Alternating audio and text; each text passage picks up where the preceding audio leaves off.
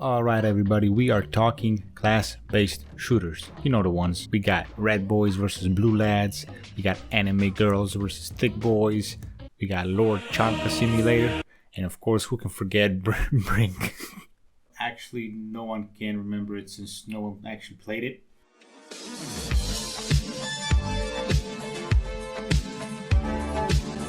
Okay, so we gotta go way back to the 90s, okay?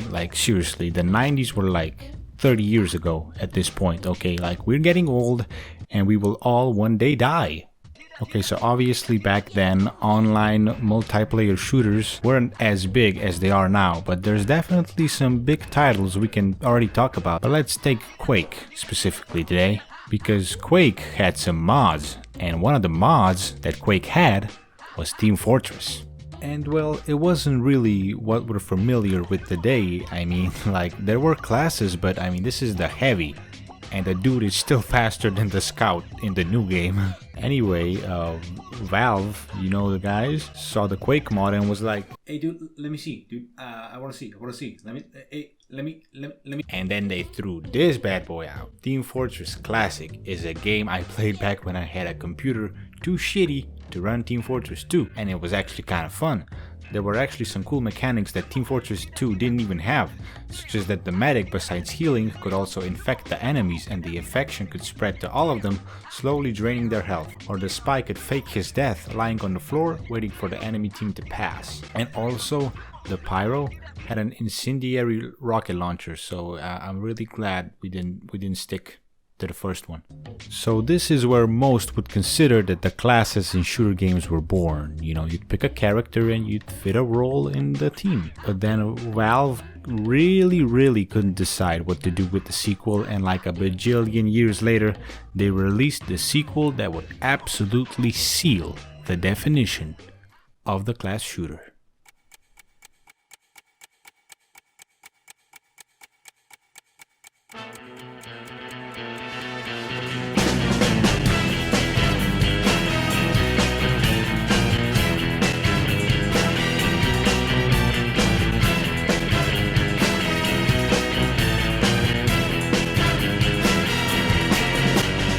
This game was an internet phenomenon. Everything about this game yelled amusement, from the actual game to the promo videos. I mean, the Meet the Team shorts are, in my opinion, still some of the best promotional material for video games to this day. People made their own videos with the Source Filmmaker, a program Valve released for free so people could make source-based animations, and then they even made an award ceremony for it. God damn! This game, after it was made free to play, got big. Okay, this game was everything in my life for almost 2 years. When I got home from school, I played Team Fortress 2 with friends, and if no one was online, I watched some Gmod videos of this. Put this.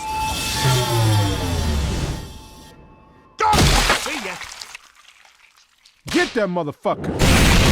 And then if no one got on, I just played by myself. Of course, the cosmetics in this game deserve an entire video on their own. This game did not only seal the term class shooter, but it made the free-to-play but you can pay to look prettier than the other guys business model before Fortnite was even an idea. Kinda goes to show that the more things change, the more they stay the same. Needless to say, I still get on this game to this day for a nice payload pub, and many others do as well. This game truly is a timeless masterpiece in the PC online gaming community, no doubt. But one thing that this game didn't get, that all the new class shooters have now, is an esports model. And yeah, even though you can do comp matches, the game never really felt too serious or competitive to get into, since it's always been more advertised as a casual, fun-toned game. It never really emphasized its competitive 6v6 potential. Plus, when the esports scene really blew up with League and CSGO, TF2 was already on its way down, and sadly today, Team Fortress 2 is a small community, memory lane game, never to make a return into the big leagues. It walked tall and proud so that the next generation of class shooter games could run. The new age of class shooters, I'd say, probably began with Overwatch. You know, the game kept the cartoony, casual hero look from TF2, but with a sci-fi twist. But in this game, the proper team composition and tactics were heavily emphasized, and it was 6v6 only. The game traded that casual room shooter vibe we nowadays attribute to Call of Duty, and replaced it with a more get pleasure from winning with strategy and team communication that we see in another hero game called League of Legends. This game almost instantly got into esports, and with that solidated its stay on the mainstream market of video gaming, basically defining the now called hero shooters of the new era. At this point, there are so many I don't even want to bother, but Rainbow Six Siege is pretty cool, I played a lot of that, and just recently Apex Legends, a class-based battle royale, a very good idea. Quake Champions makes it full circle, and there are many smaller titles like Dirty Bomb and so on. I mean, the market today is saturated to say the least. So what made all the young gamer boys and girls like these games so much all of a sudden? In the gameplay aspect, the background of the character doesn't really matter, but it's exactly what gets people interested. With each playable hero being unique and attractive in design, players tend to attach to the characters they like the most in combination with their playstyle. I really like music, and when I found out there's this hero in Overwatch called Lucio that heals and gives movement speed with music, I was like, okay, let me just do a big come real quick. Reapers for all y'all who like to rave under the bridge, and Diva is for simps who like donate $100 to stream ladies, and Tracer is for people who suffer from a form of weaponized autism. Of course, the stories of these games are more often than not just a background check, but they can often be a hidden gem. Overwatch, for example. By the way, guys, I know I'm drawing a lot of examples from this game, but I just really love it. The cinematics for this game are once again great promo material while also giving us curious players some insight. You know, it's a classic tale of heroes who used to help the world but are now separated and must band together once again. You just get that feeling of inspiration, hope, the will to succeed, and then the soundtrack just hits you like...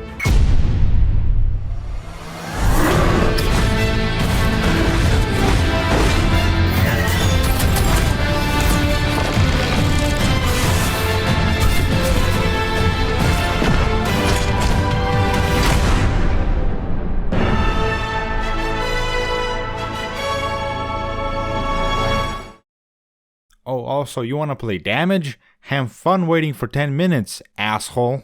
Well, of course, it's not just Overwatch that has all this fancy shit, you know, of course, Rainbow Six Siege has the operator intros, you know, where, you know, there's fucking laser sights, and there's drugs, and there's, fucking, what's in the canister? And, you know, shit like that. People love that shit. I love it. It's fun. You know, Apex has a bunch of cool characters. They had some animations as well. Pretty fun, pretty cool. Yeah.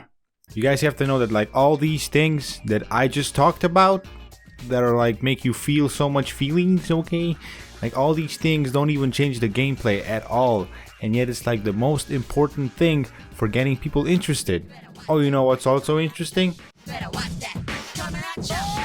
On the top 10 list of most grossing esports games of 2019, 4 of those fit the model we are discussing today, giving me the impression, while that these games are fun to play, they're also fun to watch.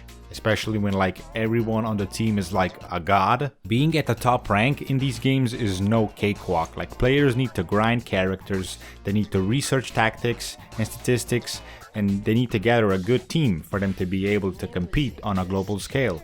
And just like normal sports, people will pay to watch that crazy shit go down. Now don't get me wrong, this shit's been going on for quite some time. I mean, Quake, the godfather of all this that we're discussing right now, already had online championships with like fucking 56k modem routers, and then, you know, your mom, she had to call someone, and then you're like, oh my gosh, Mom, get off the fucking phone. I'm godlike right now, okay? Ricky's gonna make fun of me in school. And ever since that, the idea of being a professional video game player became more and more common, and after all these years, we have $25 million prize pools, okay? Overwatch and League tournaments sell out arenas like it's like the fucking Backstreet Boys reunion concert. Because you know when you see that perfect comeback. Resurrect that shooter because he's the one that's supposed to be doing that.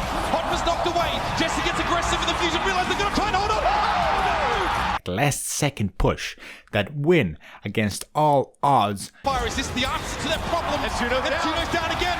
That heralds disaster generally for the fusion, and Carpe wasn't far behind. Prophet with 3. He's killed 4 players now on his own. You know that these are in fact the esports of a new era. You know, even though these days there's a ton of these hero shooters you can pick up from the new stuff, to the classics. Still, when I hear that there's gonna be a new one coming out, I'm always willing to give it a look. You never know when someone might improve upon perfection once again. Thank you so much for watching, everyone.